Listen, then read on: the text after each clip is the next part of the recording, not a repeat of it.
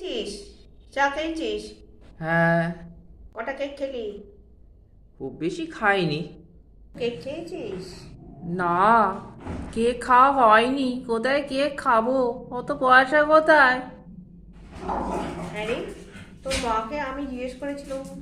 মা আমাকে বললো ফোনে যে তুই আজকে তোদের বাড়িতে একটা বড় কেক নিয়ে এসছে তোর বাবা। সেখানে তুই প্রচুর কেক, সারাদিন কেক খেয়ে আছিস। এত মিথ্যে কথা! হ্যাঁ, এত মিথ্যে কথা বলিস তুই? তোর বাবা বড় কেক নিয়ে এসছে, তোরা সব কেক খেয়েছিস। তোর মা বললো পাঁচু প্রায় অর্ধেকের বেশি কেক একাই খেয়েছে, আর তুই বলছিস তুই কেক খাসনি।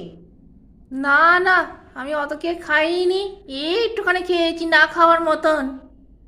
না খাওয়ার মতন খেয়েছিস? তাহলে তোর মা মিথ্যে কথা বলছে আর তুই সত্যি কথা বলছিস। মা তো জানে না, তাই।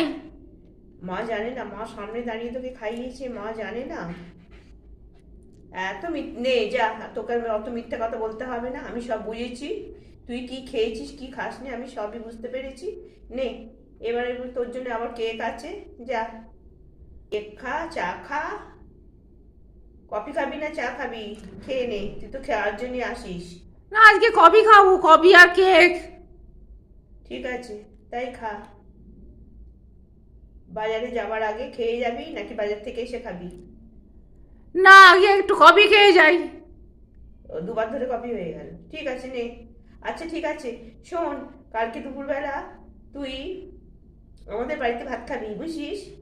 কষের চালের ভাত খাস, আমি সেটা দেখবো। তুই বলিস তুই খেতে পারিস না, আর তোর মা বলে তুই 500 চালের ভাত খেয়েছিস। আমি দেখবো তুই কতটা ভাত খেয়েছিস, ভাত খাস আর কি। খেয়েছিস তো আমি দেখতে পাবো না, কতটা খাস আমি সেইটাই দেখবো। যাই হোক, 25শে ডিসেম্বর তোকে বলতে পারিনি খেতে। যাই হোক, বাড়িতে অনেক ঝামেলা ছিল, লোকজন আসাআসি করেছে। নে, তুই আবার ভালো ভালো কফি খেয়ে বাজার করতে যা। বাজার করে এসে শোন, তোর জন্য আমি একটা ছড়া বানিয়েছি। এই ছড়াটা শোন। কি তোর ছড়া? শোন, বলছি। হেঁটে যায় পাঁচু বেগুন ভাজা খায়, কিরম লেগেছে পাঁচু? ভালো নয়। তাহলে কি হলো? পাঁচু হেঁটে হেঁটে যায়, পাঁচু চুরি করে খায়।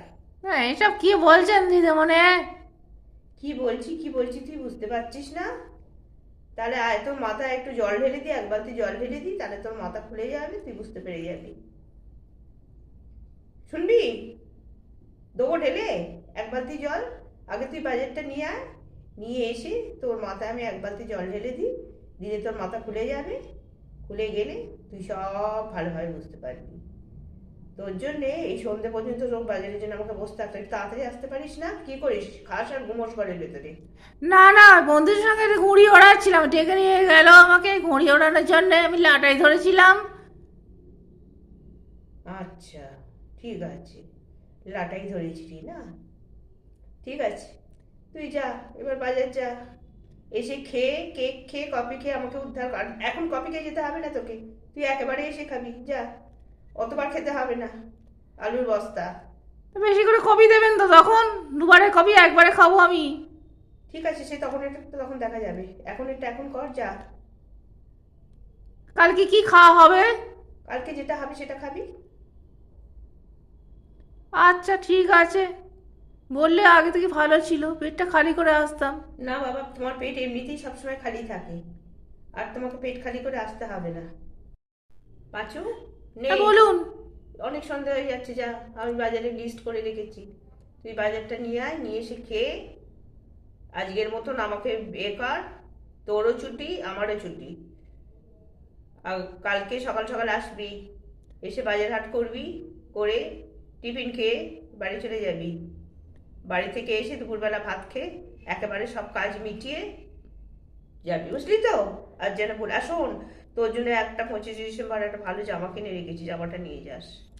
আচ্ছা, খুব ভালো হয়েছে। ভেবেছিলাম তোর মাকে একটা শাড়ি দেবো, কিন্তু আর সে হয়ে, ঠিক আছে দেখা যাক ফার্স্ট জানুয়ারিতে তোর মাকে দিতে পারি কি। তোর বাবাকেও তো একটা লুঙ্গি দেবো, আর মাকে একটা শাড়ি দেবো, বলে দিস। আচ্ছা, বলে দেবো। দেখিস ভুলে যেন তুই আবার লুঙ্গিটা নিয়ে নিস না, বাড়িতে গিয়ে মিথ্যে কথা বলিস না। অবশ্যই আমি ফোন করে বলে দেবো তোর মাকে। আমি মিথ্যে কথা বলি না তো, আপনি হ্যাঁ, বিশ্বাস করেন না। তুই কত সত্যবাদী সেটা আমি জানি।